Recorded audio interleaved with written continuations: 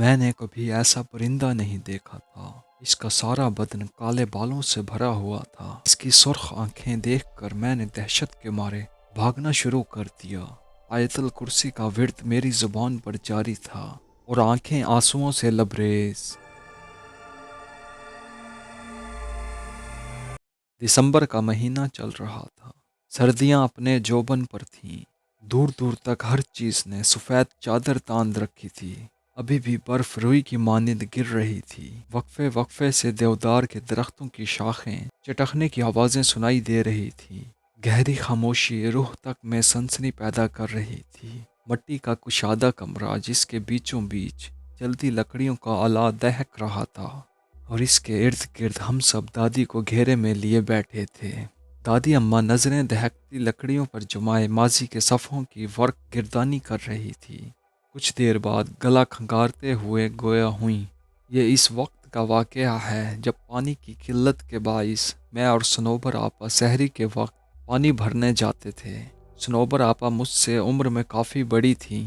سنوبر آپا کبھی اذان سے پہلے اور کبھی اذان کے فوراً بعد پانی بھرنے کے برتن لیے آتی اور ہمارے گھر کی دیوار پر برتن سے ضربیں لگاتی۔ چونکہ میرا بستر دیوار کے ساتھ ہوتا، اس لیے میں فوراً اٹھ جاتی، اپنے برتن اٹھاتی اور باہر آ جاتی۔ ہر طرف گہرا اندھیرا چھایا ہوتا تھا اور گیدڑوں کی دل خراش آواز دل جھنجھوڑ دیتی تھی۔ دل میں ڈھیروں خوف لیے ہم سہج سہج کر قدم بڑھاتے جاتے تھے۔ گھر تو چونکہ اس زمانے میں اکا دکا ہی موجود ہوتے تھے اور ہمیں پانی لانے کے لیے طویل مسافت طے کرنی پڑتی تھی۔ جھاڑیوں میں تھوڑی سی ہلچل ہوتی تو ہمارا دل اچھل کے حلق میں آ پہنچتا۔ سنوبر آپا کافی مضبوط اعصاب کی مالک تھیں، جبکہ میں کافی ڈرپوک تھی۔ پانی لانا میری مجبوری تھی کیونکہ گھر میں ایک بوڑھی ساس تھی اور 3 بچے، میری ایک بیٹی اور 2 بیٹے۔ شوہر تو روزی روٹی کمانے کے سلسلے میں باہر نکلتے تو مہینوں بعد ہی واپس لوٹتے تھے۔ آگے آگے سنوبر آپا ہوتی تھی جبکہ پیچھے میں ہوتی تھی، اور کبھی کبھار تو مجھے واضح محسوس ہوتا کہ میرے پیچھے کوئی اور بھی چلتا آ رہا ہے۔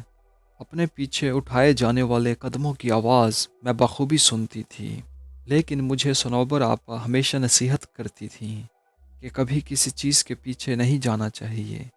تم کچھ بھی دیکھ لو اور کبھی پیچھے مڑ کر نہیں دیکھنا چاہیے، تمہیں کچھ بھی سنائی دے رہا ہو۔ میں نے ان کی بات کو دل پر نقوش کر دیا۔ میں اپنے پیچھے قدموں کی چاپ سن کر زور سے آنکھیں بند کر لیتی اور دل میں آیت الکرسی کا ورد شروع کر دیتی۔ لیکن جب طویل سفر طے کرنے کے بعد بیٹھنے کو جی چاہتا تو یوں محسوس ہوتا جیسے بالکل ساتھ کوئی بیٹھا ہے۔ گردن گھما کر ادھر ادھر دیکھنے پر سوائے اندھیرے کے کچھ دکھائی نہ دیتا۔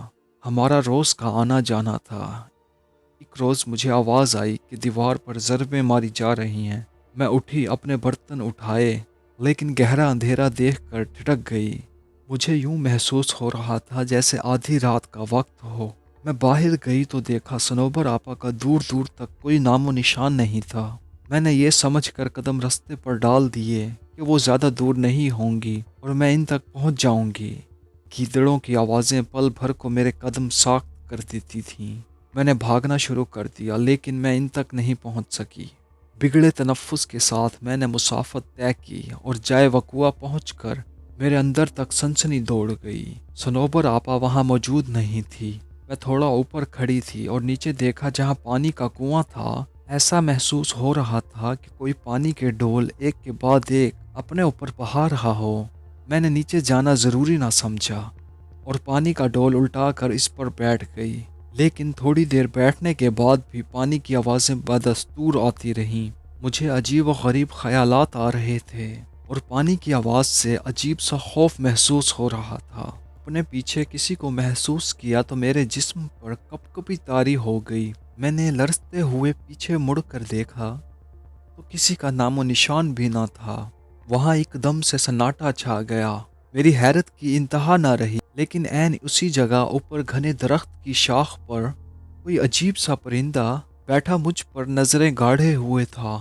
عجیب قسم کا پرندہ تھا، میں نے کبھی ایسا پرندہ نہیں دیکھا تھا۔ اس کا سارا بدن کالے بالوں سے بھرا ہوا تھا۔ اس کی سرخ آنکھیں دیکھ کر میں نے دہشت کے مارے بھاگنا شروع کر دیا۔ आयतल कुर्सी का विर्द मेरी जुबान पर जारी था और आंखें आंसुओं से लबरेज। मैंने 1 मिनट के लिए भी रास्ते में रुकना मुनासिब नहीं समझा और अपने घर के पास पहुंचकर दरवाजे की तरफ हाथ बढ़ाया ही था कि उसी वक्त सनोबर आपा अपने घर का दरवाज़ा खोलकर बाहर निकल आईं। उनके पास डोल भी थे और मैं दरवाज़ा खोलना ही चाह रही थी, लेकिन अपना तवाज़ुन बरकरार न रख सकी और बेहोश हो गई। आँख खुली तो देखा इर्द गिर्द सब जमा थे। सनोबर आपा के घर के सब अफराद भी बैठे थे। मैंने पानी के लिए आवाज़ दी तो सब लपक आए। थोड़ी तबीयत बहाल होने पर मालूम हुआ कि आज चौथा रोज़ था और मैं मुसलसल बेहोशी की हालत में थी। मैंने उस रोज़ का वाक़या सबके गोश गुजार किया तो सनोबर आपा माथा पीट कर रह गई और बोली, जैसा तुम कह रही हो ये दुरुस्त है, तो हम इसको मौजज़ा ही समझें कि तुम जिंदा सलामत लौट आई हो। मैंने रब का शुक्र अदा किया। आज भी बदन पर सनसनी तारी हो जाती है जब कभी उस पानी की आवाज़ और उस अजीबो गरीब परिंदे का बालों भरा जिस्म आंखों के सामने आ जाए।